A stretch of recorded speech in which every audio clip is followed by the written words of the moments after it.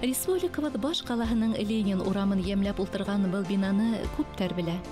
Мөхәббәт йортта милләтебезнең йөҙөк кашы, рухи хазинаһы. Башкортостандың Әхмәт Зәки Валиди исемендәге милли китапханаһы урынлашкан. Мәдәният һәм билем усагының фонды ла, тарихы ла гаять бай. Китаптар һаны хәзер 3,3 миллион ашу. Ел язмаһы һә 2 булатка якыная. Әхмәт Зәки Валиди исемендәге Башкортстан Республикаһы милли китапханаһы үзенең тарихын 1836 елдан алып бара. Шул елда Өфө калаһында Дворян собрание бинаһында беренче китапхана асылган булган. Шул замандан алып китап фонды арта бара. Ошо сордан алганда китапхананың беренче мәртәбә исеме үзгәрде һәм сифаты 1864 елда шул заманда булган Григорий Аксаков губернаторы бөтә сословиялар өчен асык булган уку залы асыла. Бұл китапхана 1868 елга тиклем эшләп килә һәм артабан үзенең фондын 1864 елда статистика комитеты янында урынлашкан китапхана фондына тапшыра. Һәм менә бұл китапхана статистика фонды янында асылган китапхананың тагыла бер кыйммәте, уга итәкчелек итте билдәле статист Гурвич. Һәм менә бүген көндә безнең бүлектә һакланган күпселек китаптар, хәтта әйтергә мөмкин 90% менә ошо осырда язылган китаптар тарафыннан тупланыла. Һәм иң борынгы китаптарга килгәндә инде менә минең кулымда 1512 елда Парижда сыгарылган, латын телендә сыгарылган дини хөкүмәткеле китап. Иң борынгы китаптарның береһе. Bundan тыш, бездә кулъязмалар фонды ла бай. Унда иң борынгы кулъязма шулай 16-нчы буатка кайтып кала. 19-нчы буаттың 70-нчы елларында китапханала 2000дән ашу китап булу хакында мәгълүмат бар. 2 ел эчендә фонд тагыла 2 тапкырга арткан. 1767 елда Өфөлә саудагәр Блохинның китап кибете янында ла китапхана асыла.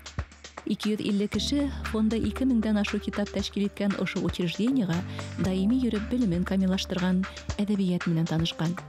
Бұл байлыктың төс өлеше хәзер милли китапхананың кулъязмалар һәм кирәк китаплар бүлегендә һаклана. 1909 елдан башлап халык китапханаһы Аксаковская дип атала башлай һәм 1915 елда Сергей Аксаковтың халык йортына күсә. Башкорт һәм татарлар ешрак 1910 елда асылган Шәрик лираһы дигән китапханага йөргән. Кайһы бер китаптар улары бердән-бер генә дана. Мәсәлән, менә бездә Мәдинә калаһында 19-нчы буатта сыккан китап. Уны үзләре әйттеләр, дөньяда бердән-бер калган китап дип. Хуңынан, мәсәлән, менә Бурхани Шәриф дигән газета инде, уныһы бер экземпляры Санкт-Петербургта һаклана, икенчеһе мәсәлән бездә һакланды. Ягъни уларның һәр береһе безнең генә түгел, дөйем Россия дөнья тарихында һакланырлык, дөнья тарихын асырлык ниндәйдер мәгълүматлар тупланыла. Бездә булган фонд ысынлыкта бай һәм әйтергә мөмкин республикала иң бай гарәп һәм латин графикалы фондтарның береһе дип. Шуңа күрә бөтәһе лә тиерлек үзләренең гыйльми эшләрендә безнең фондтарда алынган хезмәтләргә таяна һәм яки уларга хылтаныла. Мәсәлән, менә Мәшһүр Гафуриның басылмаган әсәрләрен кайтадан бастырганда, уны 2007 елда шулай ук ошо фонд файдаланылды. Монда китаптар кулга бирелмәй һәм уларны кем теләй үзләре генә килеп һәм ситтән килгәннәргә рөхсәт хаты белән килеп, шуның гына рөхсәт ителә. Bundan тыш, без уларны электрон вариантка күчерү эшләрен башкарабыз. Мәсәлән, менә бездә бар Башкортстан газетаһының 1917 сыккан беренче ханы, Башкорт хөкүмәтенең теле башкорт, мөхбир ку газеталар. Улар да хәзер кулга бирелмәй, электрон вариантка гына күчерелә. 1921 елда Совет хөкүмәте революцияга тиклем Өфөлә эшләгән учреждениелардан һәм шәхси китапханалардан йыелган басмалардан гыйльми китапхана оештыра. 20 елдар аралыгында фондта ревизия үткәрелә һәм кайһы бер дини һәм монархистик йөкмәткеле әсәрләр юк ителә. Репрессия осыры башланғас, мына ошо китапхана негединде спецотдел, махсус отдел оештырыла, махсус бүлек оештырыла. Монда ул махсус бүлек бүлектә һакланган китаптар кулга бирелмәй, уларга карау өчен обком рөхсәте генә була. Һәм менә бу бүлектең оештырылуы үзенә күрә республика мәдәнияте өчен ыңгай вакыйга була. Чөнки мәсәлән Казан яки башка калаларда бүлектәр оештырылмаган күрә, ундагы китаптар юк ителә. Бездә бөтә репрессияланган язучыларның китаптары ошында кинтелеп тултырыла. Әйтергә кирәк, бөтәһе ил буенча, яңлышмасам, 42 генә спецотдел оештырылган була, бөтә СССР буенча. Һәм шуга бәйле 1953 елдан һуң оттепель башлангас, яйлап кына репрессияланган язучылар, галимдардың хезмәттәре яңадан кайталыкка кайтарыла башлай. Һәм шуның һөҗүмтәһендә 56-57 елларда, мәсәлән, күпселек репрессияланган язучылар Давыт Юлтай, Авзал Тахиров, Төхфәт Янәби, Абдулла Амантай һәм башкалардан китаптары тиз генә латын яки гарәп графикаһыннан хәзерге башкорт теленә тәрҗемә ителә һәм кайтанан басылып сыгарыла. 1959 елда ошо яңа бина төзелә һәм безнең республика үзәк китапханаһы Крупская исемен йөртә башлай. Шуннан инде вакыттар үтгәлә бара. 1992 елда китапхана, милли китапхана исемен йөртә башлай һәм шул ук елда Әхмәт Заки Валиди исемендә исемен йөртә башлай. 1960 елда 4 ел самаһы барган төзелеш тамамлангас, китапхана әлеге бинага күсерелә. Яңа йорт учреждение эшмәкәрлегенә яңа һулыш өрә. Архивты һаклау, музыка, әдәбияты бүлектәре, алмаш фонд асыла. 1967 елда башкорт әдәбияты һәм туган якты өйрәнү бүлеге эш башлай. Китапхана республикабызның мәдәни һәм сәяси тормышында кайнап яшәй. Уку залдарында билдәле шәхесләр белән очрашулар, гыйльми әңгәмә, бәхәсләр, күргәзмәләр оештырыла.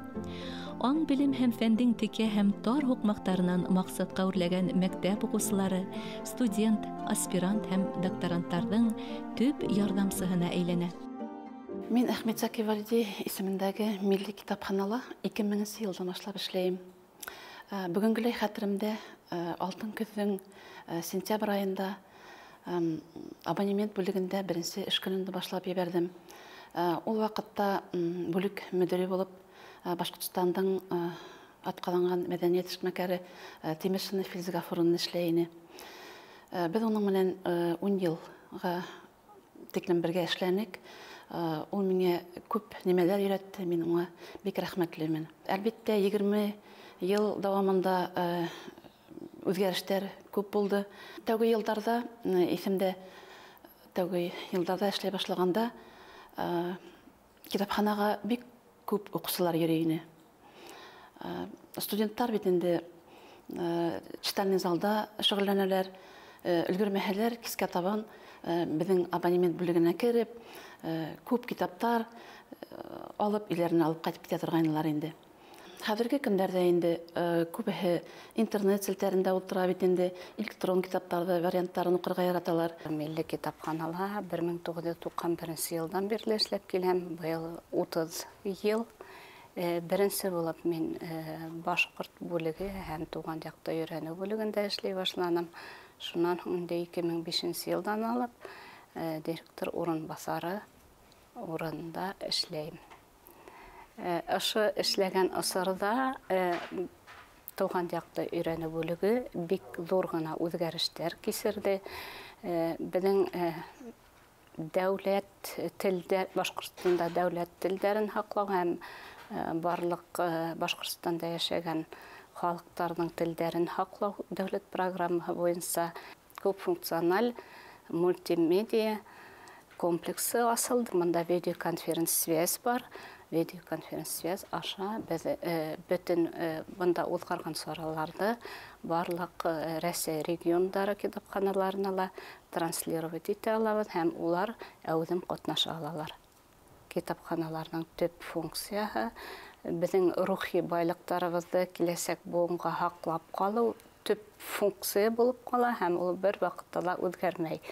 Біз заман менен бірге атлайбыз бетінде, һәм икенче төп функция біздің цифровизация деп атайбыз бетінде. Цифровизация ол электрон документтарға көшіру. Китап оқушылары үшін яңа заманса автоматик китап беру терминалы қойылды. Һәр оқушы үзен әдәбиятты өйгә алып кайтырга мөмкинчелеге бар. Үзе терминал аша ала.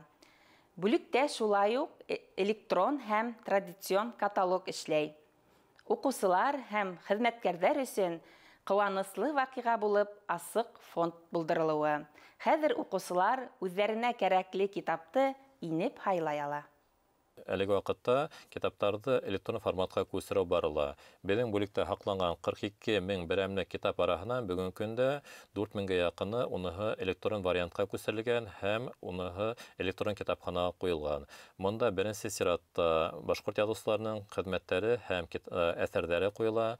Моннан тыш яйлап кына газеттарды, журналдарды ла электрон форматка күчереп, электрон китапханага күчерү барыла. Бу беренче юлы 2 эш башкара. Беренчедән китаптарды кулга бирү тыела бит инде, яки уларды хаклау шарты яхшырыла. Икенчедән электрон китапханага куела икән, уның укучылары тагыла күбәя. Ягъни кайда гына булмаган, Мәскәүдә булһалар, башка ерләрдә булһалар да, кеше асып кирип, уларды укый ала һәм гыйльми әйләнешкә керетә ала. Республикабыз исеменә һәм исеменә тап килердәй нурлы, якты, укучыларын кулас яеп каршы алган китапхана 21нче буатта ла мәдәният һәм фән үзәге булып кала.